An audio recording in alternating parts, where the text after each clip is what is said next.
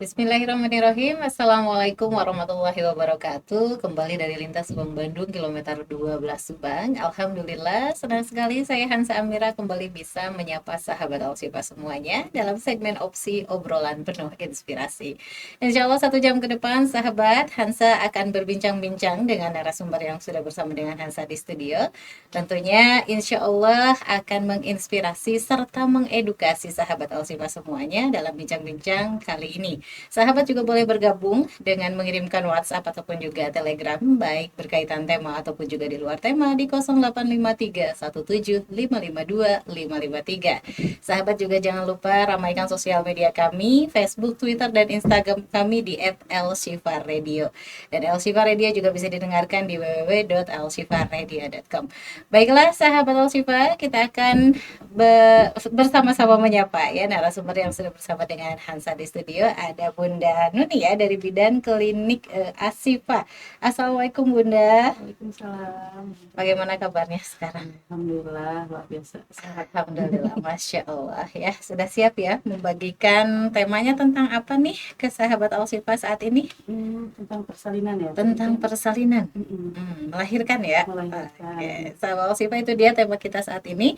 Untuk Anda yang mau bertanya, mau bergabung, atau mungkin ada sahabat yang sedang menjalani proses kehamilan, terus kemudian ada hal-hal yang ingin ditanyakan, mumpung ada Bu Bidannya di sini, silahkan kirimkan saja sekali lagi via WhatsApp ataupun juga Telegram ke 085317552553. Baik Bunda, langsung saja nih untuk tema persalinannya nih ya. Karena mungkin ada sahabat Oksifa juga yang sedang hamil, menantikan, menantikan buah hatinya ya. menantikan lahirnya. Prosesnya seperti apa? Nah, apalagi yang baru pertama kali gitu ya. Betul. Itu pasti bakalan sangat panik sekali. Nah, gimana nih biar tahapan-tahapan proses dari persalinan itu bisa berjalan dengan lancar? Dan sebenarnya tanda-tandanya apa sih kalau kita sudah mau memasuki proses persalinan? Oke, untuk memasuki proses persalinan itu ada 3 tahapan. Yang pertama disebut tahapan pembukaan. Biasanya itu dari pembukaan 1 sampai pembukaan 10, dan pembukaan itu dilihat dari penipisan serviks sampai dengan pembukaan serviks itu sendiri. Dan itu dibagi ada 2, ada fase laten dan fase aktif. Fase laten itu dari pembukaan 1 sampai 4. Itu tidak bisa kita tentukan berapa jam untuk menambah pembukaannya. Bisa jadi 1 minggu, bisa jadi hari itu lahir, bisa jadi 2 atau 3 hari lagi. Tapi dari pembukaan 4 ke 10 itu bisa ditentukan. Kalau anak pertama biasanya 2 jam. Naiknya setiap pembukaan itu 2 jam. Jadi dari pembukaan 4 ke 5, 2 jam kemudian, 2 jam kemudian itu bisa dihitung. Jadi bisa ditaksirkan ya, persennya kan jam berapa. Nah, kalau multi atau anak yang lebih dari 2 itu bisa 1 jam sekali. Jadi 1 jam pas membuka akan bertambah pembukaannya gitu. Karena mungkin sudah pernah melahirkan. Jadi si serviknya udah tipis gitu. Itu buat yang pertama kali hamil itu kan, pembukaan tuh apa sih gitu. Terus perbedaan 1, 2, 3, 4 sampai 10 itu gimana? Iya, itu. Kalau pembukaan itu adalah serviks atau kita sebut suka sering mulut rahim. Mulut rahim. Mulut rahim kan biasanya tebal tuh kalau ini, kalau tidak ada tanda persalinan ya. Ketika mau masuk di persalinan biasanya dia akan menipis. Dan akan membuka melebar gitu. Jadi 1 senti itu pembukaan 1 itu 1 senti. Bisa masuk berarti 1 senti. Kalau kayak pembukaan 2 itu berarti masuk 2 senti. Nah, kalau pembukaan 10 biasanya sudah tidak terambah, tidak ada serviks. Kalau sudah pembukaan 10 berarti udah tinggal ngeden.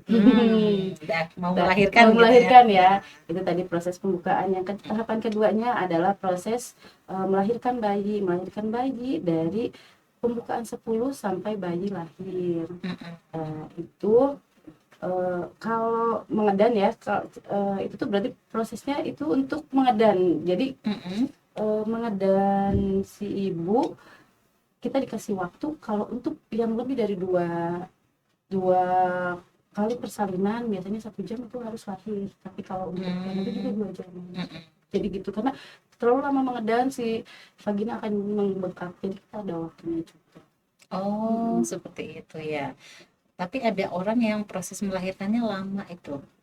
Oh, Ada yang sehari, dua seharian hari. Mm-mm. seharian 2 harian biasanya itu tuh dari pembukaan biasanya lihat juga dari mulusnya teratur enggak, Oh bagus iya, enggak, mules iya dia. karena ada yang dia pembukaannya 5 tapi Mm-mm. mulusnya nggak kuat, jadi nggak teratur, nggak kuat, jadi Mm-mm. masih cepet gitu, jadi mulusnya cuman kita ngitung cuman 20 detik atau 30 detik itu Mm-mm. biasanya akan lama, tapi ketika mulusnya 40 detik ke atas itu biasanya cepet, karena Mm. semakin mulus kepala bayi semakin menekan ke serviks, semakin tipis semakin cepet juga itu dia lahir gitu. Biasanya mulesnya di pembukaan berapa itu kalau makin kuatnya? Semakin kuatnya biasanya udah ke 5 ke atas sih, dari 4, pokoknya Mm-mm. 4 ke 10 itu biasanya mulasnya makin teratur makin cepet. Ya, buat patokan nih ibu hamil yang misalnya ada mules gitu ya. Mm-mm. Apakah diam dulu ataukah langsung berangkat ke bidan gitu ya? Iya, Karena katanya ada mules palsu, ada mules asli gitu. Kontraksi palsu, kontraksi kontraksi asli, asli. asli ya. Heeh. Ya kalau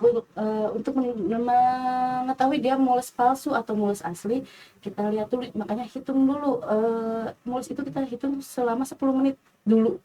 Nah, Hmm. biasanya 10 menit itu berapa kali?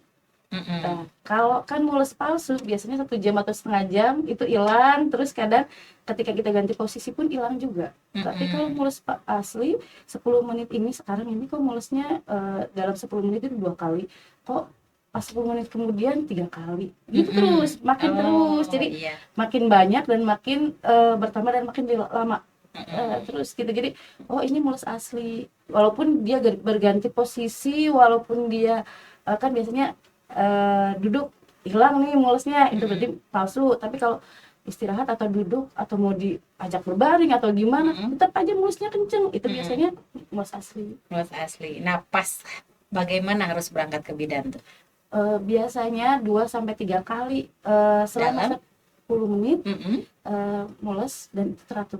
Dan teratur. Mm, Maka segera segera ke bidan. Dan segera ada pergi. tanda-tanda, misalnya tanda-tanda persalinan, misalnya keluar lendir darah atau keluar Mm-mm. darah kecoklatan, itu bisa Mm-mm. langsung ke bidan. Mm. Ya, atau keluar air-air bisa langsung ke Mm-mm. bidan. Pipis. Pipis nggak mempengaruhi, karena Oh tanda-tanda enggak. persalinan itu biasanya keluar keluar lendir darah dan keluar air-air dari darah. Masya Allah ya.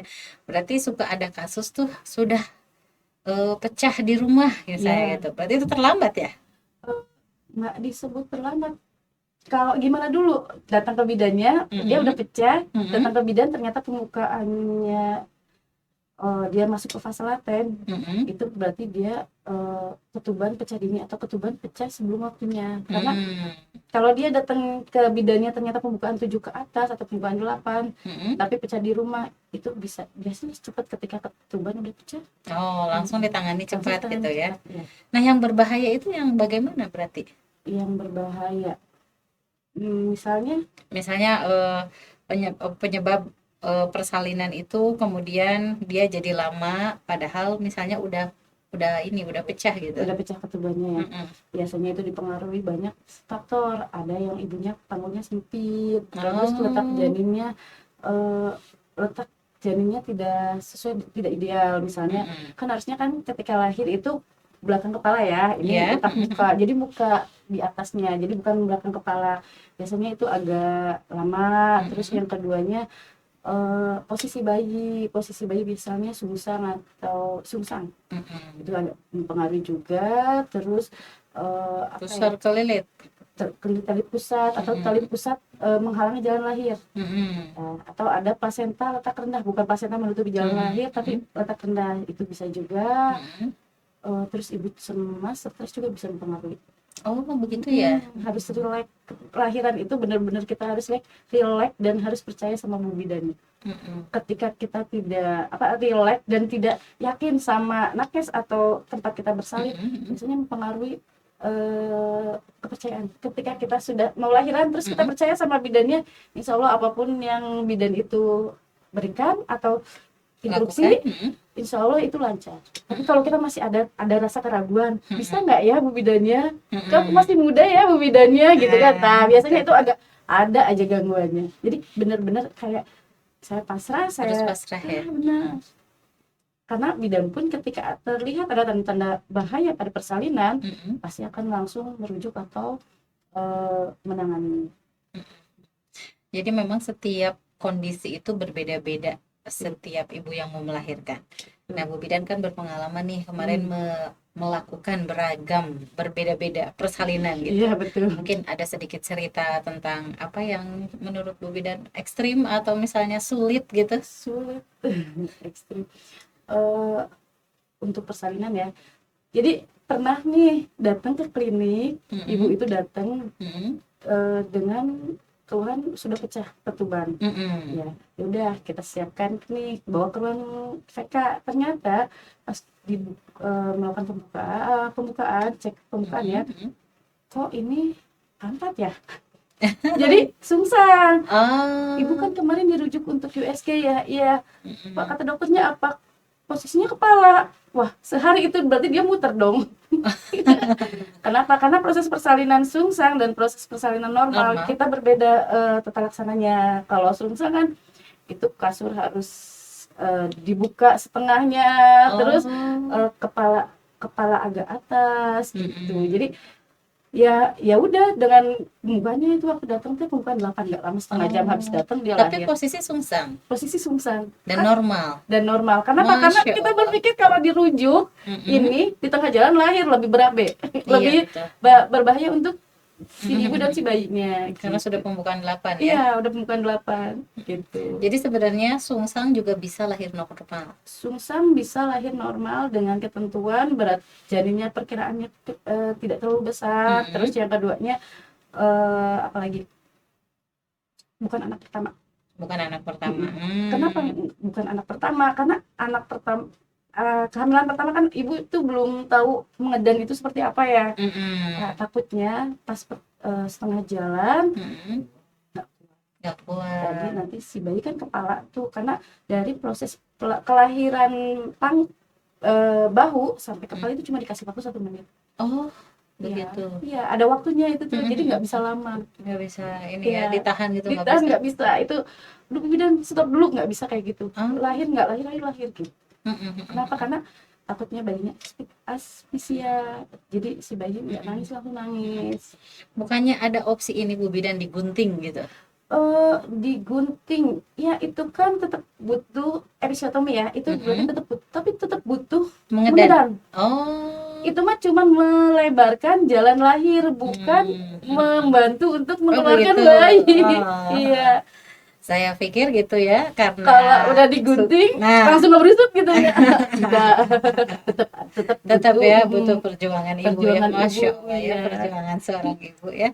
Itu luar biasa dan memang pengalaman yang pasti yang sudah pernah melahirkan gitu ya, walaupun mungkin rasanya berat ya, tapi banyak yang kemudian hamil lagi. hamil lagi. Karena apa? Karena prosesnya itu jadi gini, proses persalinan itu rasanya sakit, tapi Mm-mm. langsung tergantikan sama Allah dengan lihat tangisan bayi. Masya Allah ya. Rata-rata kan setelah dia mengedan capek udah Bu Bidan pasrah, Mm-mm. pokoknya udah nggak kuat gitu. Tapi ketika bayi lahir dia nangis, si ibu tuh alhamdulillah kan itu terobati rasa sakit yang tadi itu Betul. gitu kan. Jadi Ntar ya 2 tahun kemudian datang lagi. datang lagi hamil lagi.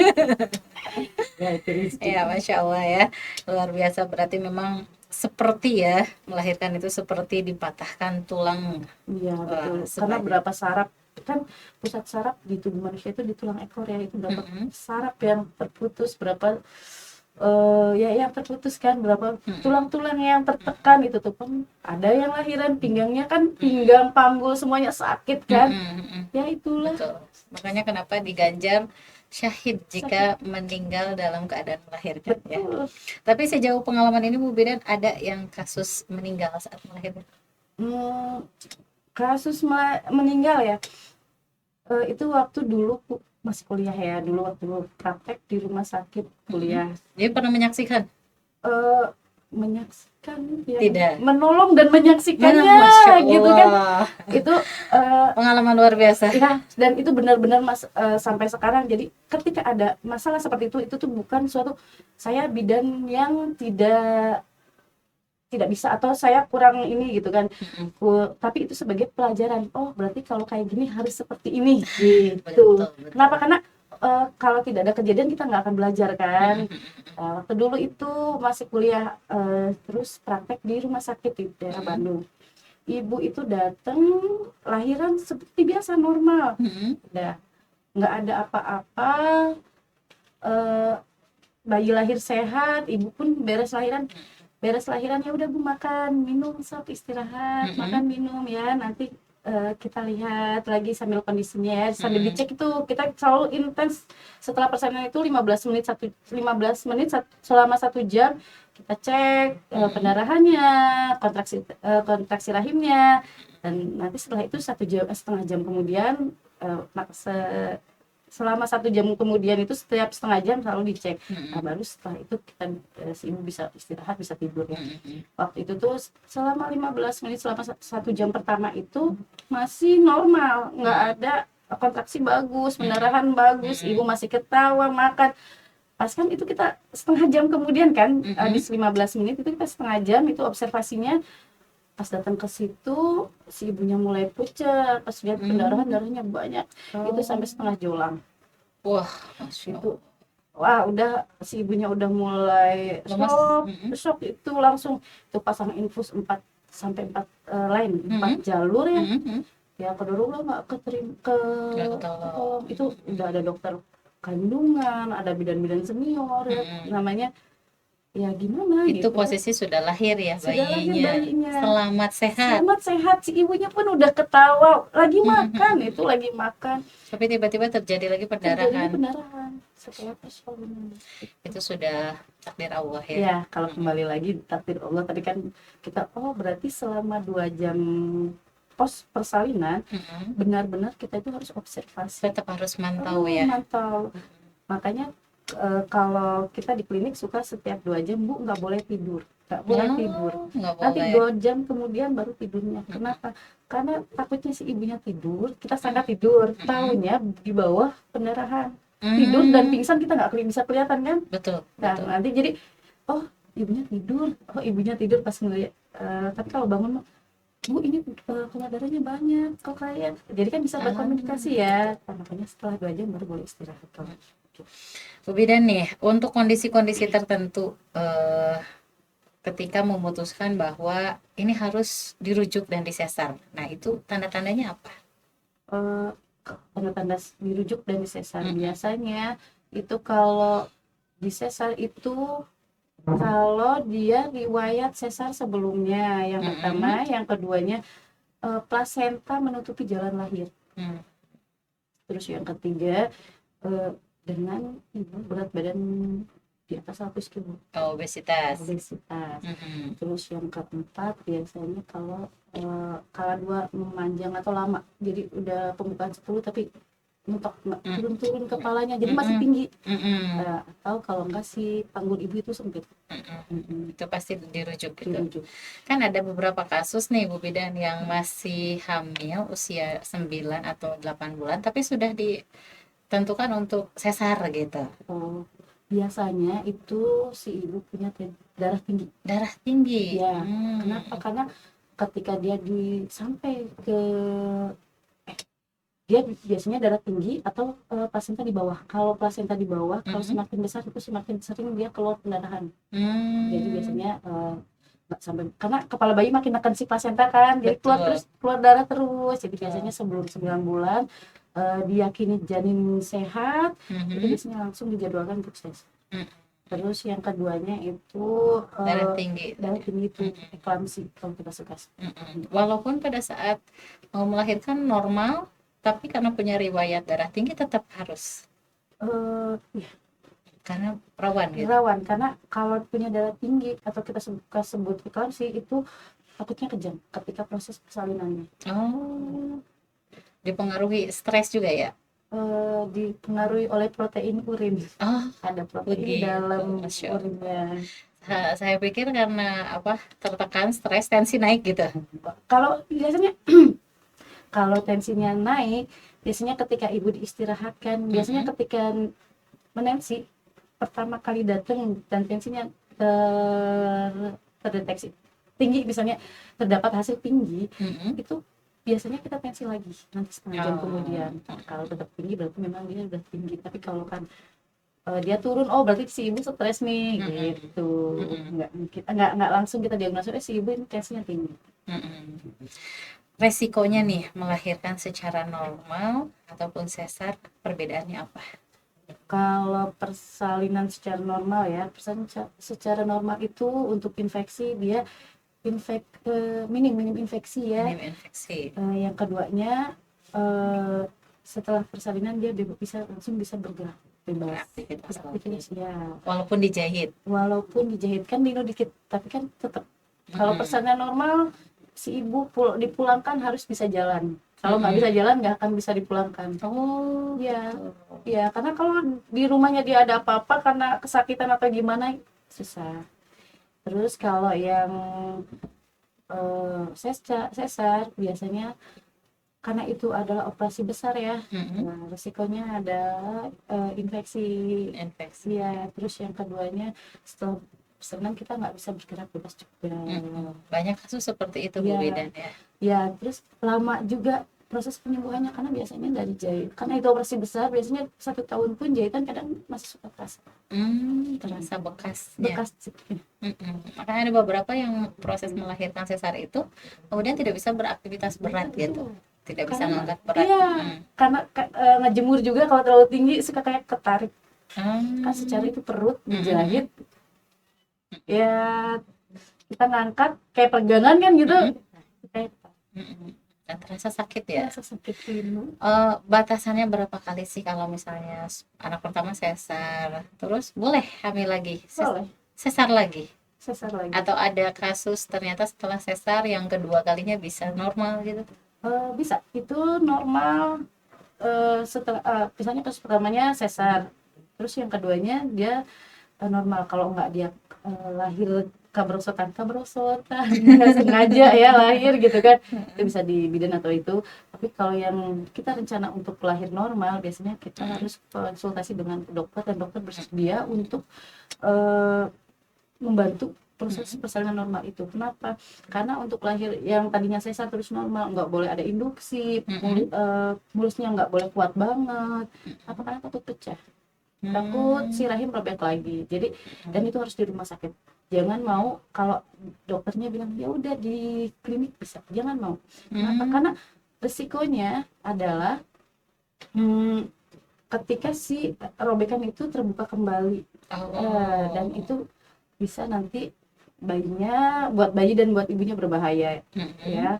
Karena eh, kalau sudah terjadi seperti itu Mm-mm. misalnya robek lagi itu langsung masuk ke ruang oka, jadi kita bisa langsung Oh. operasi. Jadi nggak bisa maaf ya, kadang kalau ada yang dokter atau bidan atau itu bisa lahir setelah sesar, bisa lahir normal, jangan Mm-mm. mau.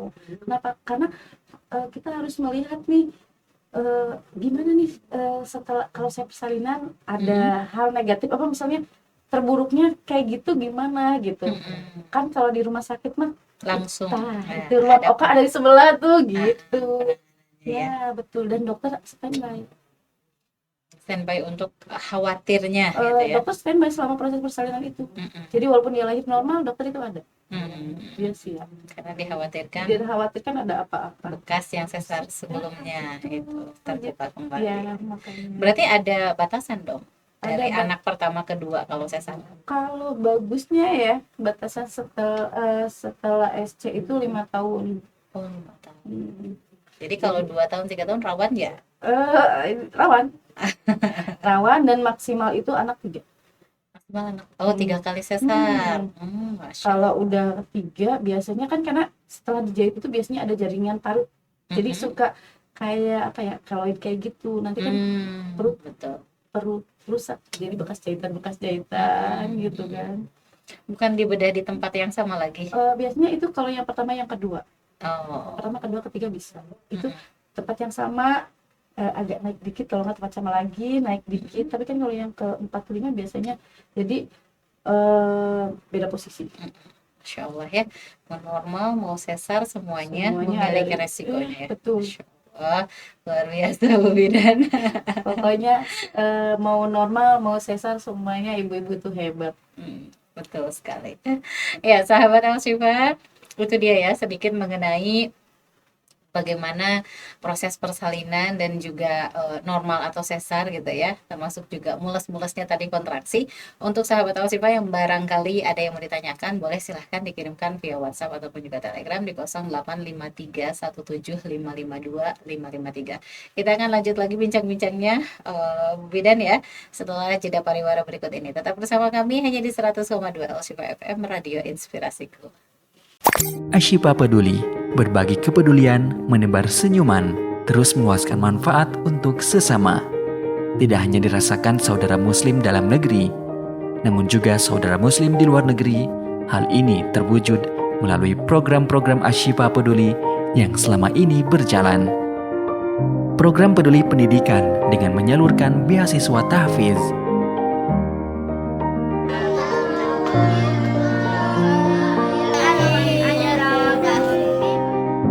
program peduli sosial kemasyarakatan yang meliputi program keluarga tangguh, yatim bahagia,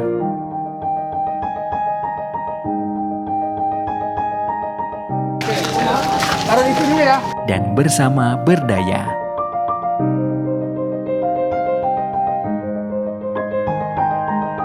Program peduli dakwah melalui program Inspiring Dai dan program peduli dakwah dengan pembagian kado untuk para dai dan iftar bahagia.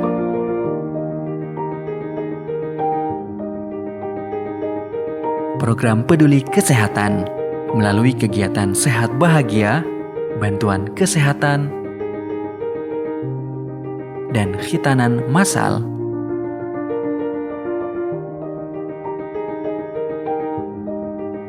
Program kurban melalui penyaluran daging kurban untuk muslim di Indonesia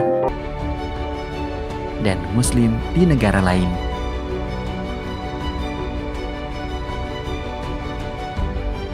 Ashifa Peduli,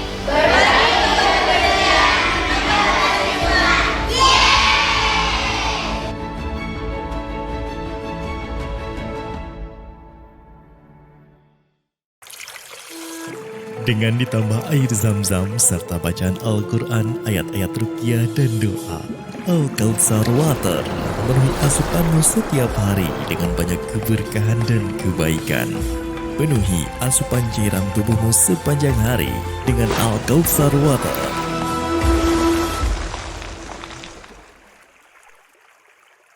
Ingin memberikan manfaat yang langgeng dan bermakna.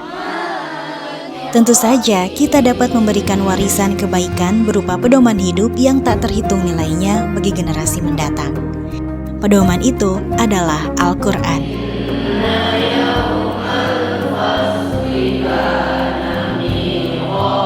Satu langkah kecil ini akan sangat berarti bagi mereka yang membutuhkan.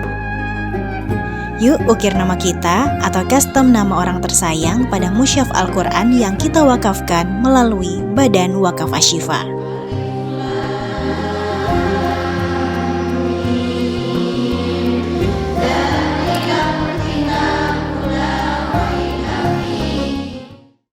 Al-Shifa Radio Inspirasiku. Sahabat Al-Shifa, kembali lagi masih bersama saya Hansa Amira dalam opsi obrolan penuh inspirasi. Kita akan lanjutkan kembali bincang-bincang kita dengan Bu Bidan Nuni ya dari Klinik Ashifa, dan masih tentang pembahasan persalinan nih sahabat Al-Shifa ya.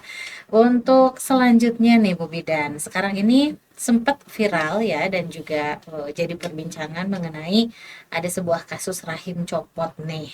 Nah, ini gimana nih menurut ahlinya nih? Kok bisa gitu?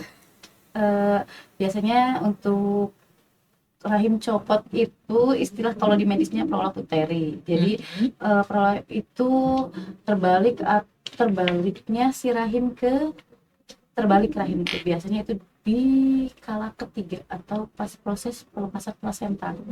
Nah, pelepasan plasenta itu biasanya kita tunggu gimana ya? Itu dia akan melepas sendiri ketika si si plasenta itu akan lepas sendiri. Kita tunggu. Nah, bisa jadi rahim copot itu karena itu pas podcast di Radiadika ya, yang dokter yang di Garut, itu bisa jadi karena lahirnya di Paraji, ilmunya kurang, sabarnya Allah alam ya, bisa jadi dia nggak sabar atau gimana. Nah, itu proses pelepasan plasenta itu biasanya 30 menit. Setelah suntik oksitosin, setelah bayi lahir suntik oksitosin, kita tunggu 30 menit plasenta lahir atau tidak. Kalau tidak lahir, kita suntikan lagi 30 menit suntikan lagi oksitosin, tunggu lagi 30 menit. Apabila tidak dan ada tanda-tanda pelepasan plasenta, itu berarti kita bisa lahirkan. Tapi kalau tidak ada tanda-tanda pelepasan plasenta, kita bisa rujuk ke rumah sakit. Kenapa? Berarti penempelan si plasenta ke dalam rahim itu kuat.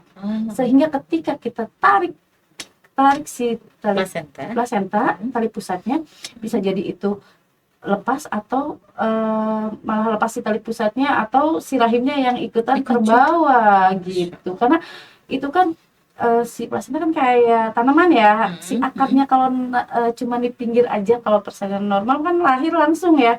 Nah, kalau yang dalam banget itu susah, dan itu biasanya efeknya kalau kita paksa juga bisa pendarahan juga. Jadi sebaiknya nggak usah ditarik.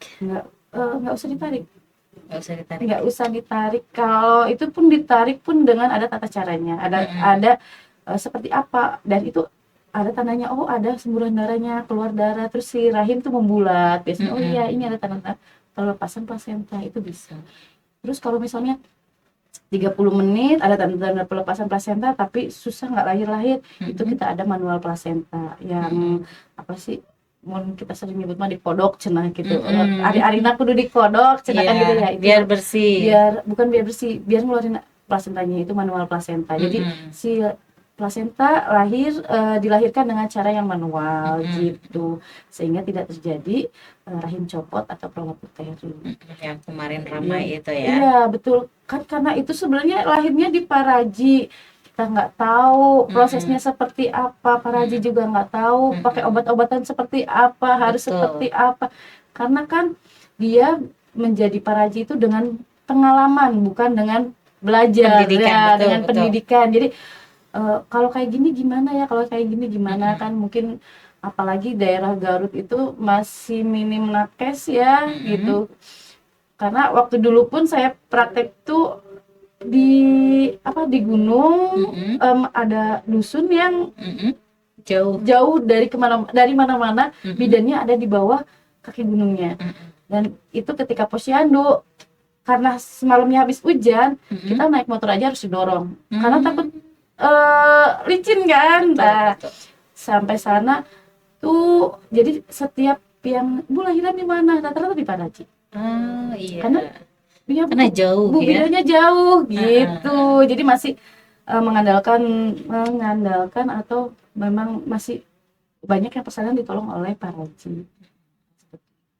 Gimana sih mengedukasi ibu hamil supaya melahirkannya di bidan gitu? Di bidan atau tenaga kesehatan yang lainnya itu betul. Maka ibu hamil itu harus periksa dulu ke bidan. Karena apa? Karena akan diedukasikan. Karena di buku KIA itu ada ibu mau lahiran di mana. Kenapa? Karena ibu lahiran di sini, ya udah, nanti ketika si ibu itu misalnya ibu saya mau lahiran di ibu, dan dia tidak datang, tidak ada sampai taksiran persalinan, tapi si ibunya nggak ada, ya udah kita cari itu si ibu. Ibu di mana? Ibu udah lahir belum? Ibu ibu lahiran, udah lahir ya kan. Kenapa jangan sampai kita sebagai bidan tidak tahu pasien kita itu kemana, lahir atau enggak gitu kan. Makanya kalau pasien-pasien saya sudah memasuki trimester ketiga, ibu mau lahiran di mana misalnya, karena rata-rata di Asifa itu lahirnya bukan, karena di Asifa itu rata-rata pendatang, mereka suka lahiran pulang ke rumah, di kampung halamannya. Betul. kita suka ya udah nggak apa-apa, nanti proses setelah lahiran kasih tahu ya. Terus kita kan akan edukasi seperti apa ketika ke sana. Kenapa? Karena jangan sampai kita datang ke sana tanpa ada persiapan, tanpa ada bayangan mau lahiran di mana, dan kita nggak kenal bidan di sana. Walaupun di kampung halaman ya, tapi kan ada yang nggak tahu bidannya siapa, ininya siapa gitu kan, karena kita udah lama merantau. Nah, terus tiba-tiba datang ke bidan, udah mulus-mulus mau lahiran, itu bidan biasanya ada bidan-bidan tertentu yang menolak. Karena dia karena menolong proses persalinan itu banyak risikonya, Bu. Jadi kita harus tahu riwayatnya, betul. Terus dia udah USG atau belum, cek labnya udah belum. Kenapa? Karena banyak yang ya HIV itu udah jawaban udah tinggi, udah betul nomor satu itu satu, HIV ya. Seperti itu HIV, hepatitis gitu kan. Kalau untuk hepatitis kita harus menyiapkan vaksin yang berbeda untuk bayinya, dan itu harus 1 bulan sebelumnya harus disiapkan.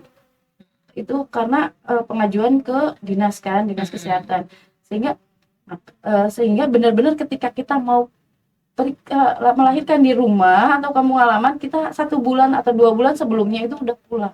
Udah harus periksa. Iya, udah harus mencari nakes mana yang akan menolong kita nanti persalinan. Nggak bisa pas mau melahirkan baru pulang, nggak bisa ya. Nanti kan suka gini sama bu bidannya, duh Bu, abi mah terang, sok kan rumah sakit sok.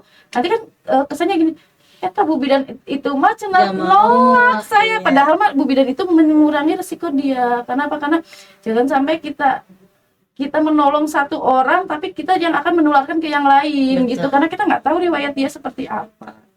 Itu. Masya Allah ya, tidak mudah juga ya. Betul. Menjadi seorang bidan. Nih ada nggak sih pengalaman Bu Bidan ya ketika yang berkesan gitu ya dalam penanganan komplikasi persalinan gitu? Berkesan. Pertama lulus kerja di rumah sakit. Pertama lulus kerja di rumah sakit dan langsung menerima pasien sungsang. Dan itu kita bentroknya dengan dokter Objin ya. Jadi kebetulan saya waktu itu di rumah sakit di Pemanukan, dokter Objinnya itu tinggal di Subang. Posisi si ibu itu udah pembukanya lengkap. Saya baru lulus nih. Belum ada pengalaman. Pengalamannya cuma pas praktek-praktek aja gitu kan. Jadi dok, ini ada, saya telepon ke dokternya, dok ini ada pasien sungsang, pembukaan lengkap, letak bokong murni, jadi pantat, jadi sungsangnya tuh pantat semuanya gitu, enggak kan ada yang kaki dulu gitu. Betul. Kan ini mah pantat full. Pas gitu gimana, ya udah tuh jemput ambulans suruh ke sini. Dok, dokter nggak bisa langsung ke sini? Enggak, saya di sini nggak ada supir, udah malam memang jam 11 malam. Dok, kayaknya kalau dokter dijemput saya kayaknya udah keburu lahir deh, karena udah pembukaan lengkap, udah terlihat juga kan bokongnya. Pas udah gitu, ya udah dok, saya tolong lahir ya. Yakin kamu tolong lahir? Iya yakin, insya Allah. Bismillah, katakan digituin kan. Terus kata dokternya, awas ya kalau kepalanya putus, kamu tanggung jawab. Allah itu benar-benar kayak dilema ya. Tekanan juga. Satu memang resiko ketika sungsang adalah kepala putus kalau kita nggak ahli. Alhamdulillah dengan tim dan teman-teman yang saat itu dinas, ya lahirlah normal, lahir selamat sehat. Pas dokternya tuh kan kayak pasti dia juga deg-degan ya, telepon lagi tuh, gimana? Saya jawabnya apa? Alhamdulillah dok, kepalanya nggak putus. Ya Allah, kata-kata. Dan itu langsung pengalaman pertama nolong lahiran setelah lulus, langsung dapatnya yang sungsang. Ya Allah, kata-kata. Lumayan itu ya deg-degannya. Karena itu kan kalau di rumah sakit bukan pasien kita ya, dia pasien datang dokter. Iya. Ini yang biasanya ibu hamil suka tanyakan. Kalau pengen lancar persalinan gitu kan, ada mitos-mitos misalnya minum air kelapa yang banyak atau minum rebusan rempah apa gitu. Nah, yang beredar di masyarakat, kira-kira kalau dari tipsnya dari Bu Bidan sendiri nih, kalau ingin persalinan lancar gimana? Kalau untuk persalinan lancar ya, untuk persalinan lancar dari ibunya, ini membahasnya mitos dulu atau apa dulu nih ya? Bolehlah dua-duanya Oke. sekali ya. Yang Sebenarnya boleh dan nggak boleh gitu. Yang boleh dan nggak boleh. Mm-mm. Yang pertama itu biasanya kalau untuk persalinannya lancar, pertama itu si ibu harus rileks, Mm-mm. terus tenang Mm-mm. untuk menghadapi nanti. Kenapa? Karena makin dekat hari persalinan HPL makin deg-degan juga itu. Pasti. Apalagi yang pertama Pertama mulai ya. wah udah langsung berkecambuk apa ini gitu kan. Mm. Terus yang keduanya olahraga Ringan. ringan, Mm. terus kayak yoga atau Mm-mm. pernafasan itu Mm-mm. itu dilakukan. Terus banyakin jalan. Mm-mm. Kalau sudah 37 minggu olahraga senam harian. Mm-mm. Terus apa lagi ya? Kalau dari makanan yang dikonsumsi, apa yang boleh, yang nggak boleh gitu, mendekati persalinan. Mendekatin persalinan ya. Ada mitosnya jangan makan bakso katanya gitu. Jangan Jangan makan bakso. Enggak, bakso itu bagus karena saya pernah menolong lahiran dengan ibu yang tidak suka makan bakso atau makan daging. Mm-mm. Vagina itu rapuh Oh. ketika dijahit. Mm-mm. Jadi ada yang dia hobinya makan daging. Mm-mm. Itu apa sih keras banget. Mm-mm. Sehingga tadi jarum jahit itu kan hurufnya bentuknya C ya. C. Jadi lurus kayak jarum baju. Saking kerasnya. Itu. Jadi makan bakso, makan sayur itu sewajarnya aja ya, seimbang. Terus makan air kelapa nggak apa-apa, bagus itu. Yang nggak boleh itu adalah kayak rumput Fatimah itu masih suka ada ya yang diminumin. Itu nanti Betul. mulusnya nanti ada kuat banget. Kalau posisinya bagus itu mungkin bisa jadi lahir. Tapi kalau kan enggak, terus kalau dia minum.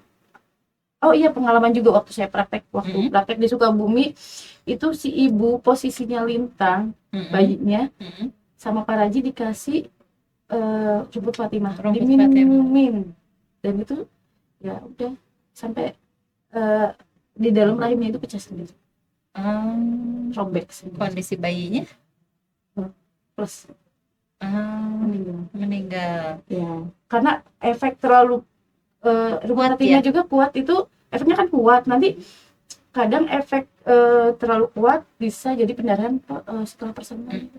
Dan kondisi kandungan setiap ibu beda-beda.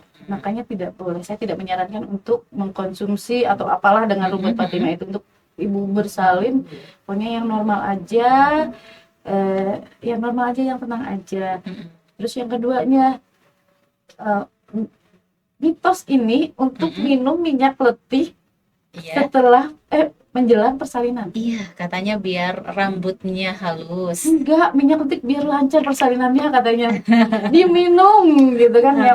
Kan itu minyak kelapa ya? Minyak kelapa. Saya cuma bilang, Bu, proses rahim dengan sistem pencernaan itu berbeda proses sistemnya. Itu air kelapa masuknya kemana? Iya betul. Ya, karena masuk ke rahim ya. Ya, tapi karena si ibunya dia berpikir bahwa dia minum minyak keletik itu akan lancar. Jadi apa ya? Jadi lancar. Ya, jadi lancar karena itu sugestinya kan. Saya nggak bisa selama dia minum dan makannya tidak yang berbahaya kayak makan telur kampung atau apa biar tenaganya kuat.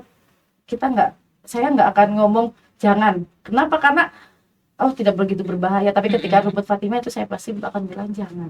Iya. Tapi kalau yang sistemnya nggak boleh Bu biar kuat minum minyak letik, ya udah nggak apa-apa itu nggak apa-apa sih, dan minyak letik mah minyak sehat juga jadi nggak berbahaya buat janin. Tapi sebenarnya mitos kan? Itu mitos. Oh mitos ya. Kalau saya sih dulu dengarnya katanya biar rambut anaknya itu halus gitu. Jadi harus sering diminum minyak letik gitu. Kalau itu bisa, karena itu kan ada nutrisinya terserap dan menyerap juga ke bayi. Bisa jadi kayak air bubur kacang hijau biar lebet kayak gitu. Itu kan memang ada. Itu kan karena nutrisinya yang akan terserap oleh bayi. Jadi kalau niatnya untuk itu memang itu Selama proses kehamilan berarti iya, bukan menuju persalinan. bukan menuju persalinan. Ini mah yang waktu mau lahiran Ah. diminumin minyak letik ini gitu. Mm-mm. Berarti itu mitos ya. Mitos.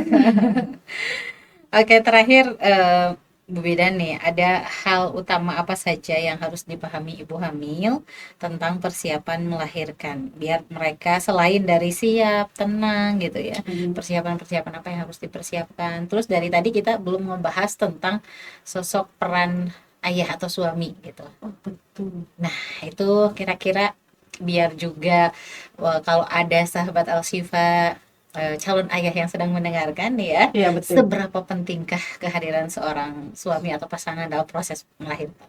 Betul. Dukungan dari seorang suami itu sangat berpengaruh besar untuk kemajuan persalinan. Kenapa? Karena ketika istri berjuang dan suami mendukung, istri akan mendapatkan energi tersendiri gitu, Bu. Iya, energi tambahan. Energi tambahan. Karena oh iya, suami saya ada di samping saya ketika saya sedang mengalami atau sedang berjuang ini. Setidaknya ketika si ibu itu lemah apa udah mulai saya pasrah, tapi ketika suami ayo bisa Nah. insya Allah itu akan memberikan energi yang kuat juga buat suami. Jadi ya suami saya harap itu ada di saat Di samping. ya, di saat persalinan. Kalau di luar ya udah ada itu kayak jimbal kayak gitu kan, jimbal, terus ada yang apa ya, itu tuh dilakukan oleh suami. Jadi bidan cuma ngeliatin. Jadi suami benar-benar suami dan istri yang bekerja itu. Jadi kayak ada kain disimpan di perut ibu, nanti si suami yang ketika mulas si suami yang megang, jadi gitu-gitu. Dan itu tuh ke ibunya enak, suami pun biar ngerasa berat nih gitu, gitu kan. Jadi, tapi kan itu dukungan itu. Dukungan ya, moral lebih penting malah ya. Iya betul, karena sosok suami itu ya harus ada di saat Di samping. persalinan. Bahkan dari awal masa kehamilan ketika check up mungkin itu ya, Iya, menemani ya. betul. Karena tanda bahaya persalinan kehamilan itu harus dua-duanya harus tahu. Jangan sampai ketika si ibu itu pusing atau si ibu itu mual muntah yang enggak yang berkepanjangan, terus kata suaminya gini, itu tanda bahaya ya, itu udah masuk bahaya karena dia mual muntah dan nggak bisa masuk makan. Terus kata suami nggak tahu itu bahwa itu tanda bahaya. Terus kata suami, kamu mah ogoan. Nah, itu kan makin bukannya makin sembuh tapi malah makin membuat si istri down kan. Jadi betul. malah si mual muntah itu bisa jadi makin menjadi. Tapi beda ketika si suami itu tahu bahwa oh itu tuh termasuk tanda bahaya. Ayo gimana? Kamu mau saya bikinin apa? Sini saya pijitin. Gitu. Jadi memang bukan disarankan ya, diharuskan suami selalu mendampingi gitu Tuh, ya. ikut peran. Karena memang anak bersama, Betul. Bukan anak ibu ya. bukan anak sendiri ya. Dan untuk setiap ibu hamil itu harus tahu itu apa tanda dan tanda bahaya saat persalinan, saat kehamilan itu apa, saat persalinan itu apa, dan harus apa. Itu tuh biasanya bidan akan menjelaskan ketika periksa kehamilan. Dan itu setiap ibu hamil mendapatkan buku pingnya itu sekarang makin tebal ya. Nah itu tuh dan itu dibaca oleh ibu dan suami. Iya. Karena kenapa? Suka ada stiker nggak di setiap betul. buku pink? Suka ditempelin nggak, Bu? Enggak. Kan tetap ada nggak? Kalau yang di masyarakat itu harus tempel di rumah. Kenapa? Karena untuk mengetahui bahwa di rumah ini tuh ada ibu hamil. Terus misalnya ibu hamil kan di situ ada tulisannya siapa pendonor, siapa nanti ketika ini ada apa-apa, mobil siapa, udah punya mobil nggak gitu. Kayak gitu. Jadi itu tuh kayak yang hal sepele tapi itu penting. Harus dipersiapkan. Iya. Jadi pendonor saya sudah menyiapkan misalnya kan karena persalinan itu kita nggak tahu ya, semuanya kelihatannya normal, tahu-tahu habis lahiran pendarahan dan harus didonor. Ternyata HB-nya terendah dan harus donor darah ya. Nah, kadang ibu-ibu tuh nggak memikirkan, taunya cek HB aja gitu kan. Padahal itu tuh kita harus cek HB dan harus mengetahui pendonor kita itu siapa. Oh. Kan makanya kenapa selama 9 bulan itu kan diserahkan ke ibunya. Nanti misalnya saya lahiran, saya mau lahiran misalnya di klinik Asifa. Terus nanti kalau itu saya butuh pendonor, ini ada ayah saya, adik saya laki-laki misalnya, paman saya gitu. Jadi nanti ketika butuh donor dan di PMI kosong, kita nggak akan nyari ke Yang tukang lain, beca. betul. Ya, jangan kan gini, kita nggak tahu kesehatan orang yang di sana. Betul. Tapi kan kalau kesehatan keluarga sendiri iya, gitu pasti ya. pasti insya Allah sehat. Apalagi golongan darahnya sudah diketahui jelas gitu ya. Gitu, Bu. Sementara orang luar ya itu tadi kasus HIV aja. HIV aja tinggi kita. Sekarang Jawa Barat nomor 1 yaitu kasus HIV tertinggi, dan itu bahaya kalau misalnya dia mendonorkan darah. Ya walaupun memang PMI ada di tes gitu, tapi kan kita nggak tahu ada dia punya penyakit hepatitis atau apa gitu. Riwayat sakit yang Riwayat lainnya. apa gitu. Pesan-pesan terakhir banget nih untuk ibu hamil yang mungkin akan melahirkan gitu, dan tentunya untuk menguatkan mental, karena banyak ketika mau melahirkan itu malah makin down gitu karena berbagai macam kecemasan dan ketakutan itu mungkin ya.